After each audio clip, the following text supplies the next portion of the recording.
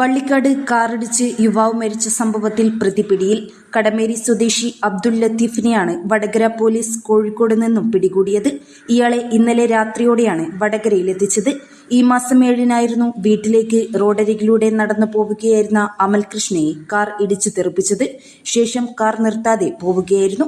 തലയ്ക്ക് ഗുരുതരമായി പരിക്കേറ്റ 27-കാരൻ ആശുപത്രിയിൽ ചികിത്സയിലിരിക്കെയാണ് മരിച്ചത്. അപകടത്തിനിടയാക്കിയ ഇന്നോവ കാർ ഇന്നലെ പോലീസ് കസ്റ്റഡിയിലെടുത്തിരുന്നു. കാറിനായി വടകര പോലീസ് ഊർജിതമായ അന്വേഷണമാണ് നടത്തിയത്. ഇതിനായി 100 കണക്കിന് CCTV ദൃശ്യങ്ങളാണ് പരിശോധിച്ചത്.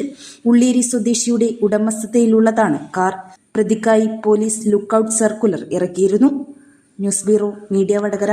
ഇന്ത്യയിലെ ഏറ്റവും വലിയ അമ്യൂസ്മെന്റ് പാർക്ക് ഇനി വടകരയിൽ.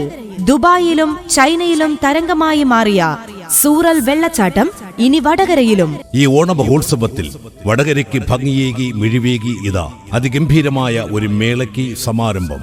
Vadakara fest 2K25. വടകര പുതിയ ബസ് സ്റ്റാൻഡ് കൃഷ്ണകൃപ ഓഡിറ്റോറിയത്തിന് സമീപം ഓഗസ്റ്റ് 13 മുതൽ സെപ്റ്റംബർ 14 വരെ നീണ്ടുനിൽക്കുന്ന നവകേരളം വടകര ഫെസ്റ്റ് 2025.